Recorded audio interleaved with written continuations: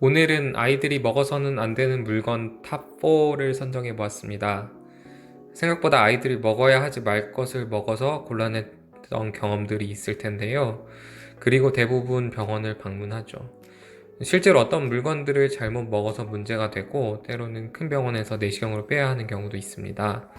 그래서 이번에는 어떤 물건을 먹었을 때 어떤 문제가 생기기 때문에 주의를 해야 되는지 알아보도록 하겠습니다. 첫 번째로는 동전이 있겠습니다. 아이들이 동전을 먹어서 병원에 오는 경우는 꽤 많습니다. 우리나라에서는 100원짜리, 500원짜리와 같은 동전들이 문제가 되는데요. 동전을 먹으면 문제가 되는 경우는 그것이 제대로 소화기관을 넘어가지 않아서입니다. 식도에 걸리는 경우도 있고 위를 넘어가지 못하는 경우도 있고요. 이렇게 제대로 넘어가지 못하면은 특히 식도의 경우에는 병원에 가서 내시경으로 빼줘야 할 것입니다. 동전이 넘어가려면 아무래도 크기와 상관이 있겠죠? 크기가 더 크면은 통과하기는 힘들 텐데요.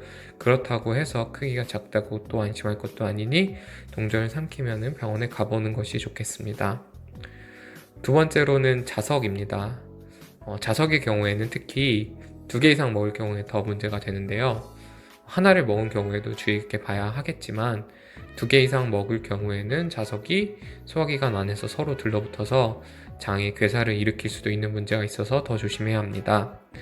자석을 2개 이상 먹고 실제로 붙어서 내부에서 문제가 생긴 경우에는 자석을 빼내기 위해서 수술이 필요할 수도 있으니 더 주의를 해야 하겠습니다.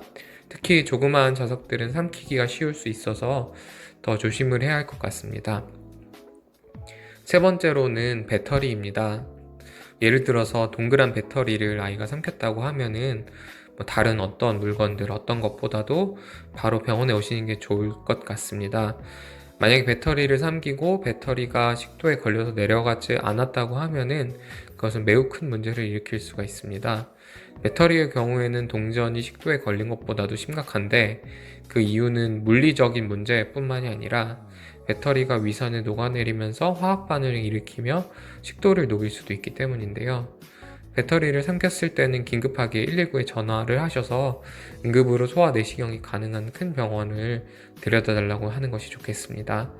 모든 병원들이 소화 내시경이 되는 것이 아니기 때문에 시간을 다투는 상황에서는 그러한 정보가 매우 중요할 것이고요. 그리고 실제로 배터리를 먹어서 시간이 지체돼서 문제가 생기는 경우에 생기는 합병증이 상당히 위중하므로 더 조심을 해야겠습니다. 네 번째로는 못이나 닭뼈와 같은 날카로운 물질입니다. 이러한 물건들은 기본적으로 아이들이 삼키면 위험하다고 다들 생각하실 것 같고 다들 바로 병원에 오실 텐데요.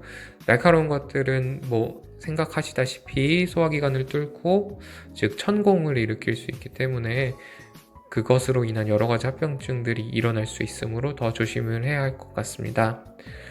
대부분의 어머니 아버지들은 아이들이 먹지 말아야 할 것을 먹으면 걱정을 많이 합니다. 그러나 대부분의 경우는 또 자연스럽게 소화기관을 통과해서 대변으로 배출이 되는데요. 아이들의 경우에는 그러한 것이 잘못되어서 호흡기 쪽으로 넘어가는 경우도 있고 또 여러 가지 상황이 있을 수 있기 때문에 병원을 방문해서 영상검사 등을 해보는 것이 좋겠습니다. 다만 어머니 아버지들도 앞서 말씀드린 아이한테 위험할 수도 있는 상황, 물건들을 빨리 알아차려서 빠르게 대응을 하는 것이 좋겠고요. 특히 배터리를 한 번 더 강조드립니다. 조심하셔야 하겠습니다. 이상으로 오늘의 영상을 마치겠습니다. 감사합니다.